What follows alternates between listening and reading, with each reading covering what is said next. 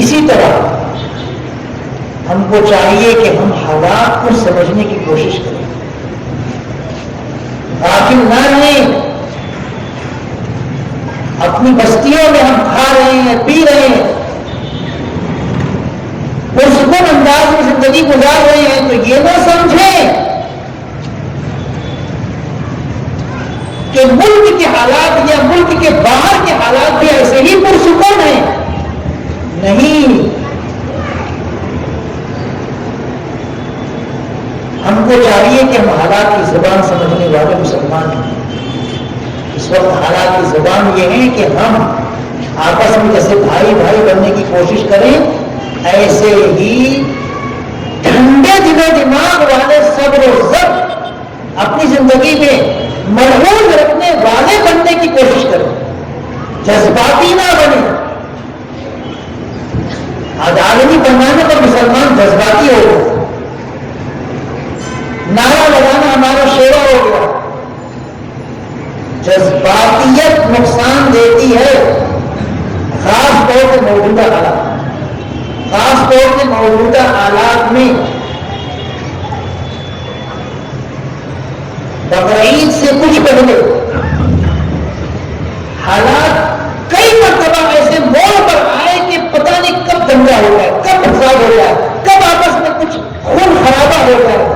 وہ تو اللہ کا کرم، اللہ کا فضل، اللہ کا احسان کہ اللہ نے کچھ بندے ایسے پیدا کر رکھے ہیں جن کی سلجھی و تدبیروں کے ذریعے معاملات درد فساد نہیں۔ ہم کو چاہیے کہ ہم ٹھنڈے دل و دماغ سے رہیں، صبر و ضبط کے ساتھ رہیں، کڑوی تسیلی باتوں کو برداشت کرنے کی اپنے اندر صلاحیت پیدا کریں۔ بات بات پر غصہ ہونا، بات بات پر پھٹ پڑنا، بات بات پر پتھراؤ شروع کر دینا، یہ ہمارا شیوا نہیں ہے۔ صلح حدیبیہ کے موقع پر صلح لکھی جا رہی تھی، حضور اکرم صلی اللہ علیہ وسلم کے حکم سے لکھا گیا بسم اللہ الرحمن الرحیم، لکھ دیا گیا۔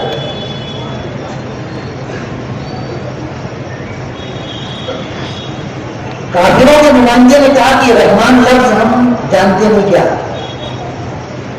اس کو بتاؤ، بسمک اللہم لکھو، جیسے تم لوگ پہلے بھی لکھا کرتے تھے بسمک اللہم، حالانکہ دونوں کا ایک ہی مطلب تھا۔ بسم اللہ الرحمن الرحیم کا ترجمہ بھی وہی ہے جو بسمک اللہم کا۔ اے اللہ آپ کے نام سے شروع کرتا ہوں، یہ بسمک اللہم کا ترجمہ۔ بسم اللہ الرحمن الرحیم، اللہ پاک کے نام سے شروع کرتا ہوں جو رحمان الرحیم، دونوں وہی بات، لیکن بس ان کی ضد تھی، ضد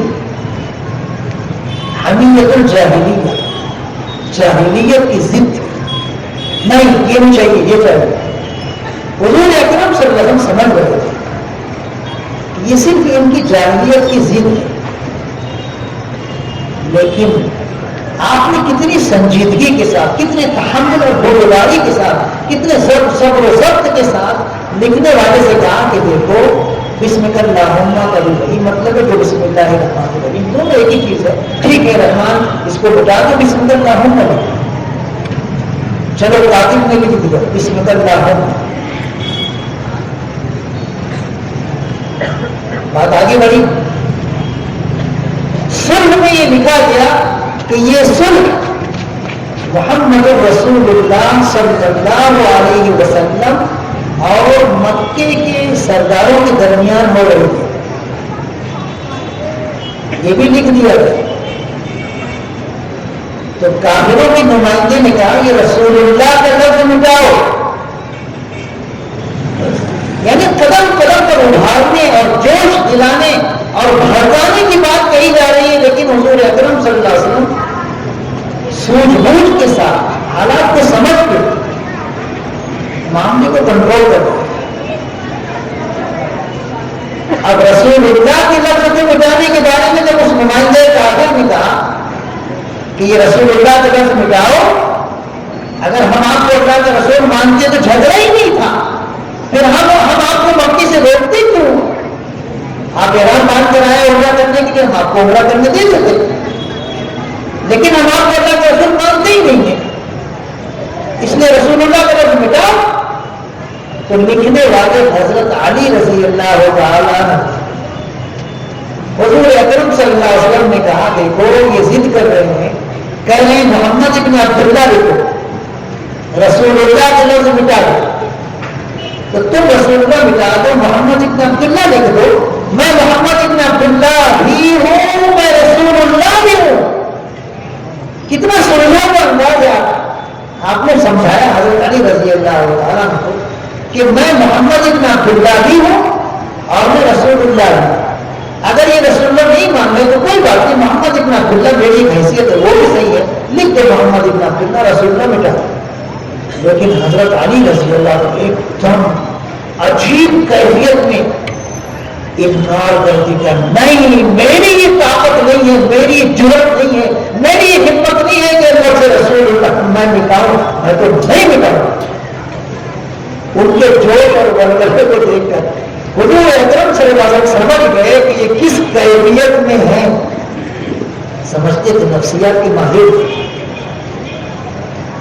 آپ سمجھ گئے کہ لفظ کوئی مٹائے گا نہیں، رسول اللہ، اللہ کے رسول صلی اللہ علیہ وسلم کو ماننا، اپنے ایمان کی حفاظت کرنا، اور اسی کو مٹانے کے لیے کہا جا رہا ہے تو کون مسلمان اس کو راضی ہوگا؟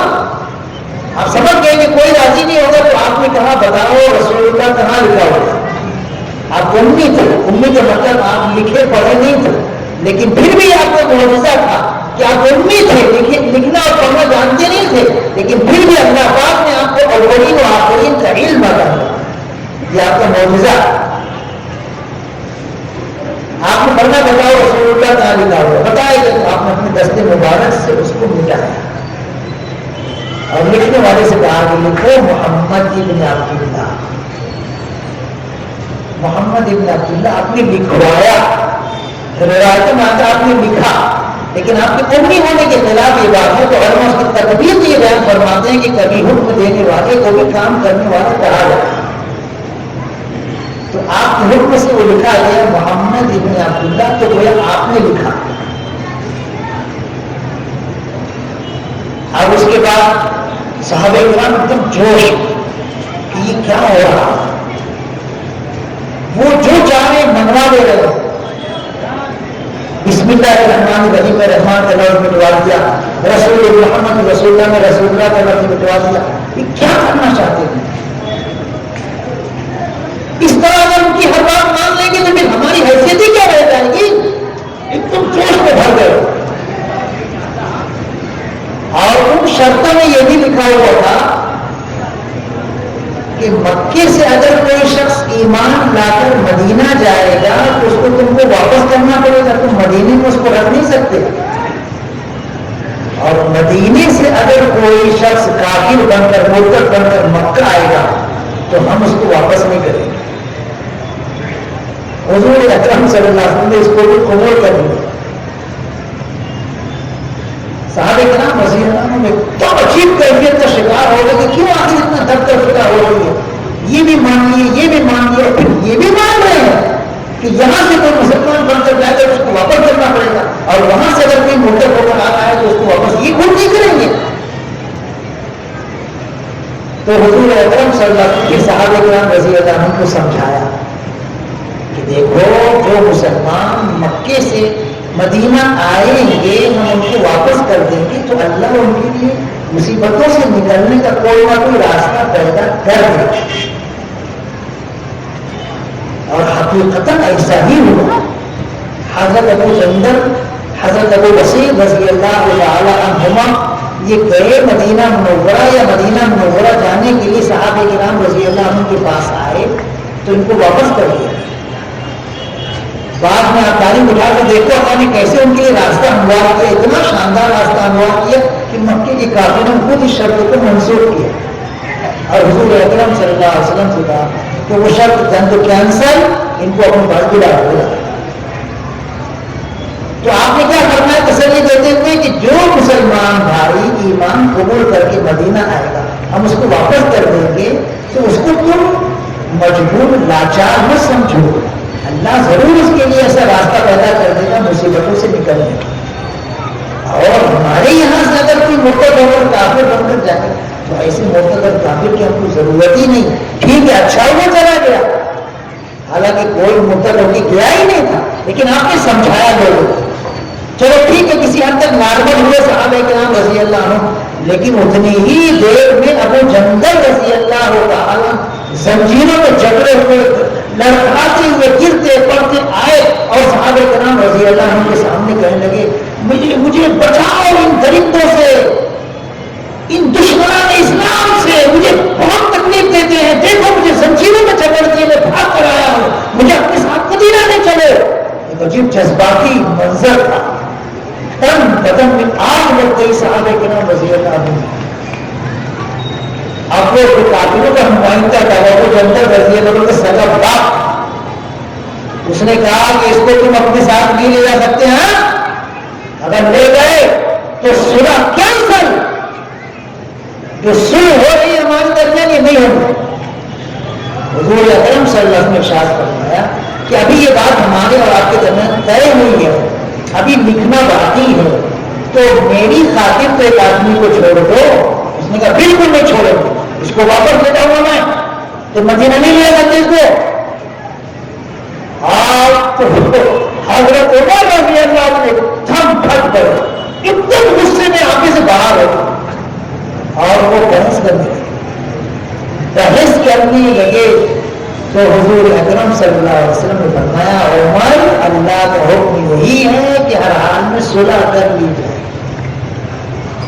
میں اللہ کا رسول ہوں, اللہ کا بندہ ہوں, اللہ کے حکم کے خلاف نہیں کر سکتا. حضرت میں فوراً خاموش ہوں. حضرت ابوبکر صدیق رضی اللہ عنہ کے پاس جا کر یہی شکایت کی, انہوں نے بھی یہی جواب دیا کہ وہ اللہ کے رسول ہیں, اللہ کے حکم کے بغیر کوئی کام نہیں کریں گے, تو خاموش رہو, آپ کی پیروی کرو, اتباع کرو, اپنے جذبات کو کنٹرول کرو. حضرت عمر رضی اللہ عنہ فوراً اپنے جذبات کو کنٹرول کرو اور اس بحث کے جواب میں پھر فدیے کے طور پر بہت زیادہ صدقہ خیرات کرتے رہے تاکہ وہ جو بحث کیے تھے اس کا کفارہ رہے. لیکن بہرحال صحابہ کرام رضی اللہ عنہ اس جذباتی بہت شدید پوائنٹ پر اللہ کے رسول صلی اللہ علیہ وسلم کے حکم کے خلاف ایک قدم آگے نہیں بڑھا, ایک قدم آگے نہیں بڑھا. یہ ہمارے اندر صبر و ضبط اس وقت ملک کے حالات کو سامنے رکھ کر ہونا چاہیے, بہت ضروری, بہت ضروری. ہم کسی بھی موڑ پر جذباتی نہ بنے. یہ کوئی بزدلی نہیں ہے, یہ کوئی بزدلی نہیں ہے. اس وقت جو جذباتی بنے تھے صحابہ کرام رضی اللہ عنہ, حضور اکرم صلی اللہ علیہ وسلم کو نارمل کیا گیا تو سارے صحابہ رضی اللہ عنہ نارمل ہو گئے. بزدلی نہیں کہلائے گی, یہ تو دانش مندی کہلائے گی, عقل مندی کہلائے گی. اس وقت ملک کے حالات ہمیں اجازت نہیں دیتے ہیں کہ ہم جذباتی بنیں. ہم کو چاہیے کہ ہم کوشش یہ کریں کہ ہم کو بھڑکانے کی, ہم کو جوش دلانے کی اور ہم کو بہت زیادہ غصے میں لانے کی جو بھی حرکتیں ہوں ان کو ہم پی جائیں, جوش میں غصہ پی جائیں, ہوش میں رہیں. کوئی ایسی حرکت نہیں ہونی چاہیے جس کی وجہ سے پورا شہر دنگے اور فتنہ اور فساد کی نظر ہو جائے, اس لیے کہ دشمن چاہتا ہی ہوتا. حضور اکرم صلی اللہ علیہ وسلم کی مبارک سیرت, آپ کے مبارک اخلاق, آپ کی پیاری محبت, آپ کا مبارک دین اور شریعت, یہ سب ہم کو اپنی زندگی میں داخل کر کے زندگی گزاریں. حضور اکرم صلی اللہ علیہ وسلم سے محبت کا تقاضا یہی ہے کہ ہم سوچ سمجھ کر قدم اٹھائیں, جذباتی نہ بنیں. 12 نومبر کو جلوس نکلتا ہے, برادران وطن کی محلوں سے ہمارا جلوس گزرتا ہے, انہی کی گلیوں سے ہمارا جلوس واپس آتا ہے. ایسے وقت ہم کو کیا منظر پیش کرنا چاہیے؟ ہمارے نوجوانوں کو دیکھے کیسے دھوم دھام کرتے ہیں, کیسے علمات کرتے ہیں, کیسے شور ہنگامہ کرتے ہیں, کیسے اچھل کود کرتے ہیں. بہت سارے برادران وطن سیرت پاک کو مطالعہ کر چکے ہیں. اللہ کے رسول صلی اللہ علیہ وسلم کی محبت وہ خود اپنے دل میں بسائے ہوئے ہیں. وہ آپ سے عقیدہ میں محبت رکھتے ہیں.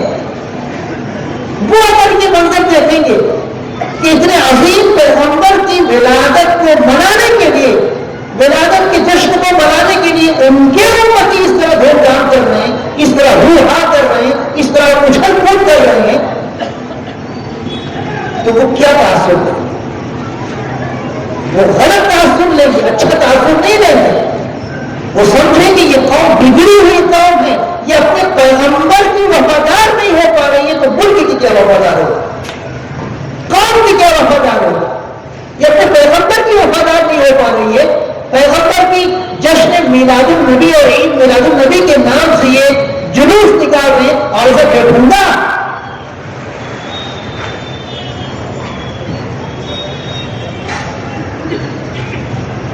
پہلی بات تو برادران وطن کی گلیوں سے جلوس گزرنا ہی نہیں چاہیے.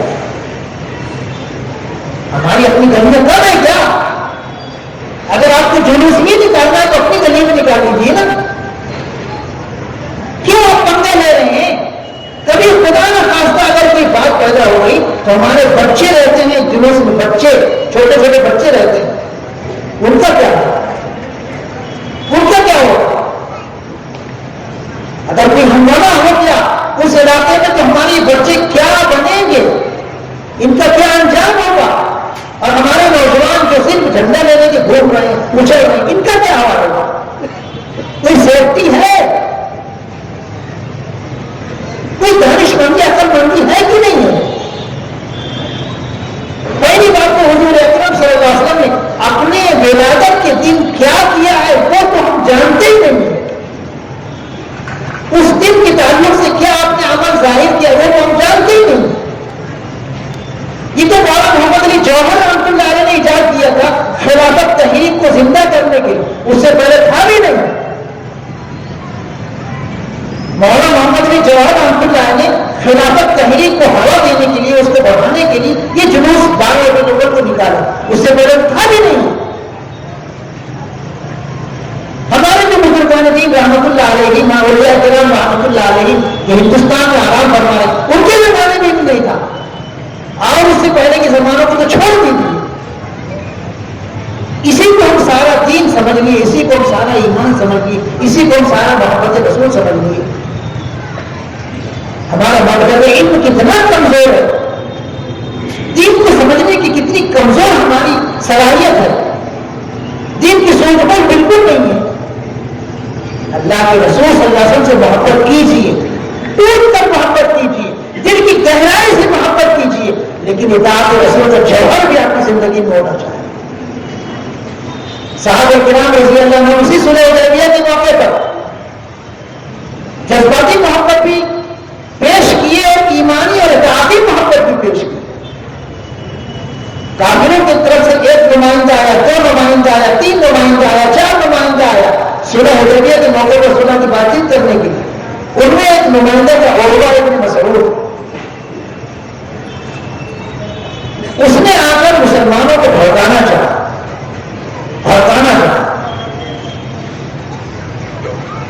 تو صحابہ کرام رضی اللہ عنہ ان کی بھڑکانے میں آئے نہیں. اللہ کے رسول صلی اللہ علیہ وسلم کا احترام ملحوظ رکھتے ہوئے اپنے آپ کو کنٹرول کیا. تو یہ عروہ ابن مسعود جا کر کفار مکہ سے کہتا کہ میں بادشاہوں کے دربار میں گیا ہوں، میں نے بادشاہوں کی رعایا کو بادشاہوں کا ادب اور احترام کرتے دیکھا، رعایا کے دلوں میں بادشاہوں کی محبت و عقیدت کا منظر بھی میں نے اپنی آنکھوں سے دیکھا. لیکن جو منظر میں یہ دیکھ کر آ رہا ہوں محمد صلی اللہ علیہ وسلم کی عقیدت و محبت کا ان کے صحابہ کو پیش کی ہے، ویسا میں عقیدت و محبت کا منظر کہیں نہیں دیکھا. بادشاہوں کے دربار میں نظر نہیں آیا. وہ کافر کہہ رہا ہے، کافر جذباتی محبت دیکھیے، وہ کہتا ہے کہ محمد صلی اللہ علیہ وسلم تھوکتے ہیں تو آپ کا لعاب مبارک، آپ کا لعاب بہن، آپ کا تھوک زمین پر صحابہ کرام گرنے نہیں دیتے. کوئی نفی آگے بڑھ کر اس کو اپنے ہاتھوں پہ دیتا ہے اور اپنے جسم پر تبرکن بن دیتا ہے. اللہ کے رسول صلی اللہ علیہ وسلم کی لعاب بہن کی برکتیں کتنی زیادہ، ایک سے ایک واقعہ آپ کے لعاب بہن کی برکتوں کا صحابہ کرام رضی اللہ عنہ بیان کرتے ہیں. آپ کا تھوک زمین پر گرنے نہیں دے گا. یہ جذباتی محبت ہے، یہ جذباتی محبت ہے. اور اس نے کہا کہ میں نے یہ بھی منظر دیکھا کہ محمد صلی اللہ علیہ وسلم جب کسی بات کا حکم دیتے ہیں تو سارے کو اس حکم پر عمل کرنے کی لپکتے ہیں، ایک دوسرے سے آگے بڑھتے ہیں کہ میں آپ کے حکم پر عمل کروں، میں آپ کے حکم پر عمل کروں. یہ اطاعت میں نے اپنی آنکھوں سے دیکھی. ایسا نہیں کہ آپ نے حکم دیا اور سب اپنی اپنی جگہ بیٹھے تو حکم کو تیار، سب لپکتے ہیں، سب آگے بڑھنے کی کوشش کرتے ہیں آپ کے حکم پر عمل کریں. یہ ہے اطاعت والی بات. اس نے کہا کہ میں نے یہ منظر دیکھا کہ کوئی نظر بھر کر حضور اکرم صلی اللہ علیہ وسلم کو دیکھتا نہیں، سب نگاہیں نیچے ہوتی ہیں. احترام، یہ دل کی محبت، جذباتی محبت، یہ ایمان کی محبت، اطاعت والی محبت، دونوں کا سنگم ہے صلح حدیبیہ کی موقع پر، جو کافر بھی محسوس کر رہا ہے. آج ہماری زندگی میں جذباتی محبت بھی کمزور اور اطاعت والی محبت تو اس سے بھی زیادہ کمزور.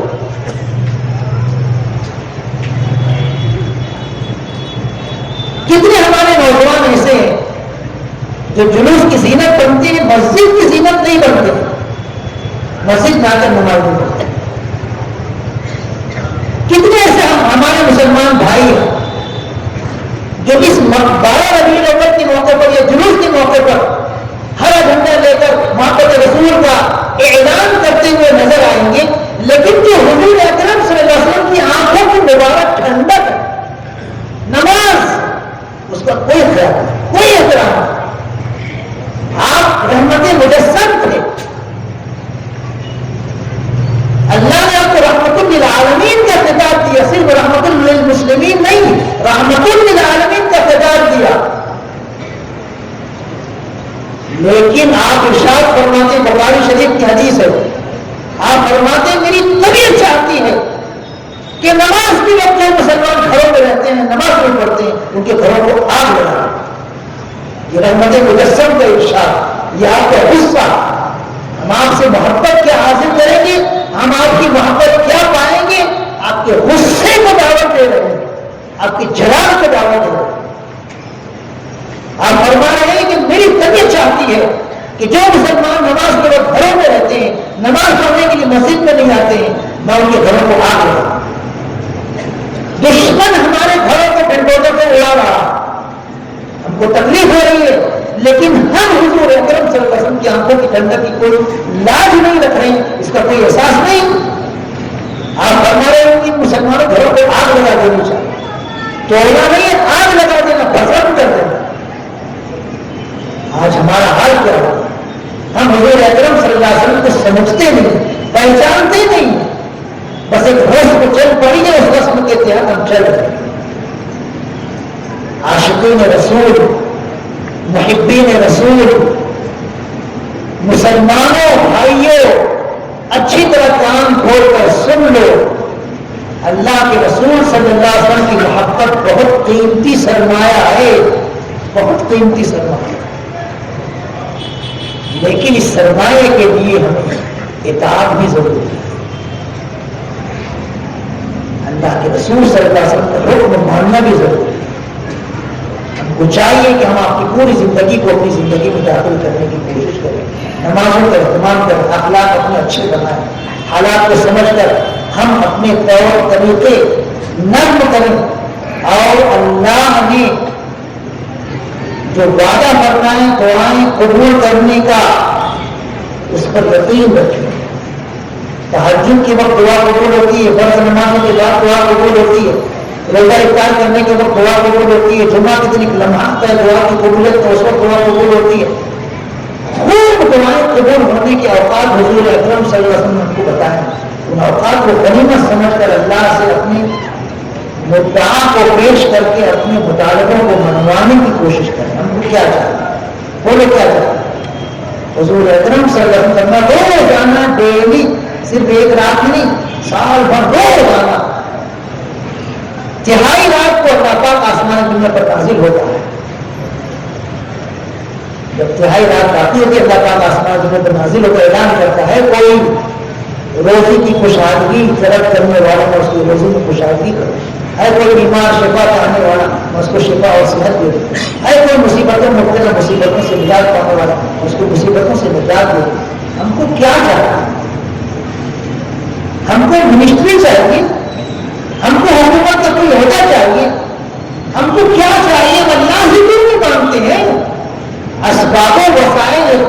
کرنا بھی ضروری ہے، وہ بھی ہم کو اختیار کرنا چاہیے، لیکن جس طریقے سے اللہ کے رسول صلی اللہ علیہ وسلم اللہ سے مانگا کرتے اور اللہ کے رسول صلی اللہ علیہ وسلم جس طریقے سے ہم کو مانگنے کا طریقہ بنا، اس طریقے سے بھی تو ہم مانگ کر دیکھیں۔ ابھی کچھ دنوں پہلے بارش نہیں ہو رہی، علماء کرام جمع ہوئے، مشورہ ہوا کیا کریں۔ مشورے میں کیا ہوا، دعا مانگی جائے، محلے محلے میں دعا مانگی جائے۔ مسلمان بہت شوق سے آئے، ہماری مذکورات کے بہت شوق سے آئی اور گڑ گڑا کر سب نے دعا کیا، اللہ نے دعا قبول کر دی، بارش برسنا شروع ہو گئی۔ یہ تو ہم نے ابھی جلدی ہی مشاہدہ کیا ہے اپنی آنکھوں سے۔ ہم اللہ سے مانگیں، اللہ سے مانگنے کی عادت ہے۔ ہم کو کیا چاہیے، اللہ سے مانگے، اللہ ضرور دے۔ ہم کو یہاں عزت کی زندگی چاہیے، اللہ سے عزت کی زندگی کو مانگے۔ ہم کو یہاں غربت چاہیے، اللہ سے مانگے۔ ہم کو یہاں شان و شوکت چاہیے، اللہ سے مانگے۔ غزوہ بدر کے موقع پر آپ نے اللہ سے رات بھر مانگا تھا، رات بھر، اور ایسی آوازداری سے مانگا تھا کہ حضرت ابوبکر صدیق رضی اللہ عنہ کی طرف آ گیا، رحم آ گیا، کرتا ہے بس کیجیے اللہ کی سن، بس کیجیے اللہ نے آپ کی سن۔ اللہ سے ہم مانگتے ہیں، اللہ سے مانگنے کی عادت ہماری ختم ہو گئی۔ مسجدوں میں آؤ، فرض نمازوں کی پابندی کرو، فرض نمازوں کے بعد دعا مانگو، تہجد کے وقت آسانی سے آپ پڑھ سکتے ہو، سردیوں کی راتیں لمبی ہوتی ہے، اس وقت گڑگڑا کر مانگو، اللہ سنتا ہے۔ ہم اپنی مطالبات اللہ کے سامنے پیش نہیں کرتے ہیں، کسی اور سبب سے ہم مانگنے کی کوشش کرتے ہیں، حاصل کرنے کی کوشش کرتے ہیں۔ ٹھیک ہے، اچھی بات ہے، اسباب و وسائل بھی آپ اختیار کرو، لیکن جو مسبب اسباب ہے، جو اسباب کو پیدا کرنے والا، اس کو کیوں بھول گئے، اس کو کیوں بھول گئے؟ کاروبار میں روز نہیں چلتا رہتا ہے، ہم پریشان ہوتے ہیں۔ اللہ رزاق ہے، وہ خیر رازقین ہے، اس سے مانگو۔ اسباب و وسائل بھی جائز طریقے سے اختیار کرو، اللہ سے مانگتے بھی رہو۔ اس وقت ملک کے حالات ہمارے لیے نامناسب ہیں، ناسازگار ہیں، ٹھیک ہے، ہم سمجھ رہے ہیں۔ ظاہری اسباب و وسائل کے طور پر ہم کو ان حالات میں کیسے رہنا چاہیے وہ بھی ہم اختیار کرو، اللہ سے بھی مانگتے رہے کہ اللہ آپ ہی کائنات کے مالک ہیں، آپ ہی رب العالمین ہیں، آسمان و زمین کے آپ ہی تنہا مالک ہیں، آپ ہی کی مشیت ہر چیز پر غالب ہے۔ آج آپ کے حکم کے بغیر ایک طرف کا پتہ بھی ہل نہیں سکتا۔ اے اللہ اپنے کرم سے، اپنے فضل سے ملک کے حالات کو مسلمانوں کے حق میں سازگار اللہ سے مانگے۔ حضور اکرم صلی اللہ علیہ وسلم کی سیرت طیبہ پر کافی دیر ہو گئی بات کرتے ہوئے، میں تو سوچ رہا تھا شاید 1 گھنٹے میں بات مکمل ہو جائے گی، لیکن بات اپنی ہوتی چلی گئی۔ اللہ پاک اپنے کرم سے، اپنے فضل سے اس مبارک مجمع کے دلوں میں جو نیک تمنا ہے وہ پورا کرنا ہے، اور اپنے فضل سے، اپنے کرم سے ملک کے حالات، پوری دنیا کے حالات عافیت کے ساتھ ایمان والوں کے اپنے سازگار بنا۔ اللہ پاک اپنے فضل سے، اپنے کرم سے ہم سب کو محبت رسول صلی اللہ علیہ وسلم کی صحیح لذت، صحیح چاشنی اور صحیح حلاوت عطا فرما۔ اللہ اپنے فضل سے، اپنے کرم سے ہمیں حضور اکرم صلی اللہ علیہ وسلم کی اطاعت کا صحیح سرمایہ بھی عطا فرما۔ آمین۔ وآخر دعوانا الحمدللہ۔